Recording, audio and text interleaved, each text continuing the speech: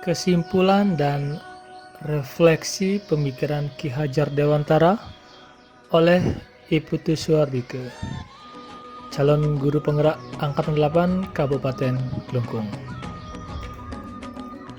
Sebelum mempelajari filosofi Ki Hajar Dewantara pada program pendidikan guru penggerak, saya beranggapan bahwa sudah melaksanakan pembelajaran dengan baik sesuai dengan tuntunan kurikulum. Ini terbukti dengan siswa-siswa saya memenuhi nilai sesuai dengan KKM. Terus yang kedua, saya melaksanakan pembelajaran tanpa mempertimbangkan keragaman potensi murid. Jadi saya menyamaratakan semua potensi anak-anak atau peserta didik saya. Yang ketiga, dalam proses pembelajaran saya menuntut, bukan menuntun murid. Nah, setelah memahami konsep pemikiran Ki Hajar Dewantara mengenai pendidikan, konsep pengajaran saya mulai berubah. Saya menyadari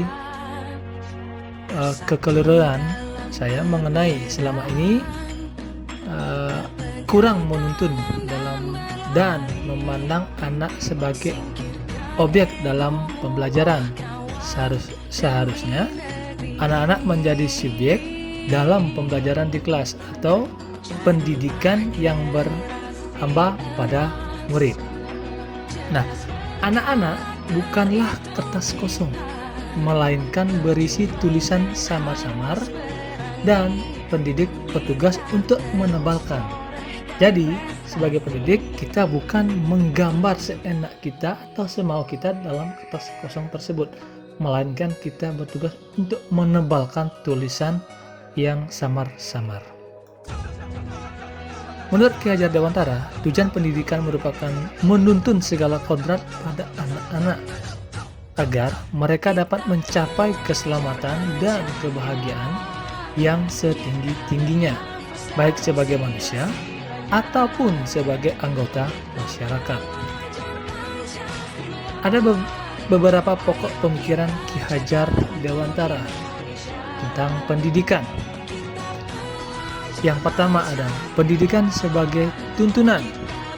Kedua, pendidikan alam, kodrat alam dan kodrat zaman. Tiga, pendidik ibarat sebagai petani sedangkan siswa adalah bibitnya. Keempat, pendidikan sebagai budi pekerti. Kelima, pendidikan yang berhamba pada anak. Oke, pemikiran Ki Hajar Dewantara dapat disebut juga dengan trilogi pendidikan, yaitu Ing Ngarso Suntulodo, di mana sebagai guru kita di depan memberikan tauladan kepada anak didik. Ing Madio Mangunkarso, di tengah-tengah kita memberikan motivasi dorongan kepada anak didik kita. Tut Wuri Handayani, di belakang kita memberikan dorongan kepada anak didik kita. Perubahan yang saya rasakan setelah mempelajari filosofi Ki Hajar Dewantara, yaitu dengan penerapan sistem pembelajaran dengan sistem AMONG, di mana tugas guru dan orang tua adalah merawat, menuntun, dan menumbuhkan atau berhamba dalam mengembangkan potensi, karena masing-masing anak memiliki kodratnya. Anak adalah subjek pembelajaran dan pembelajaran berpusat pada anak, sehingga anak-anak bisa berkembang sesuai minat dan bakat yang dimiliki serta merdeka belajar. Merdeka Belajar merupakan pelajar Indonesia yang merupakan pelajar sepanjang hayat yang memiliki kompetensi global dan berperilaku sesuai nilai-nilai Pancasila atau profil pelajar Pancasila.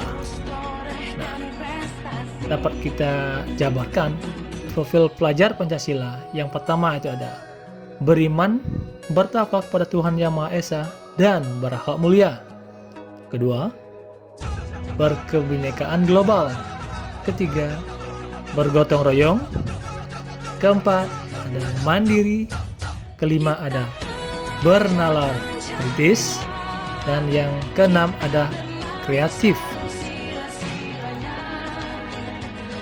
Hal yang bisa saya terapkan di kelas agar mencerminkan pemikiran Ki Hajar Dewantara.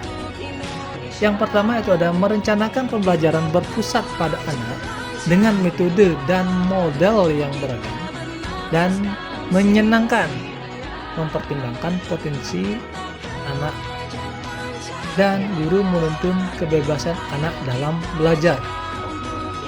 Yang kedua, menyadari setiap anak memiliki keunikan. Jadi tidak semua anak memiliki minat dan kemampuan pembelajaran yang sama.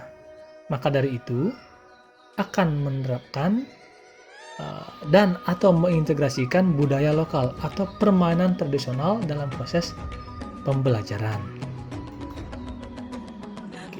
Di dalam mewujudkan pendidikan dengan sistem AMO, perlu dukungan dari berbagai pihak. Yang pertama itu dari keluarga, kedua dari warga sekolah, dan ketiga dari masyarakat. Nah, demikian yang dapat saya sampaikan mengenai kesimpulan dan refleksi pemikiran Ki Hajar Dewantara.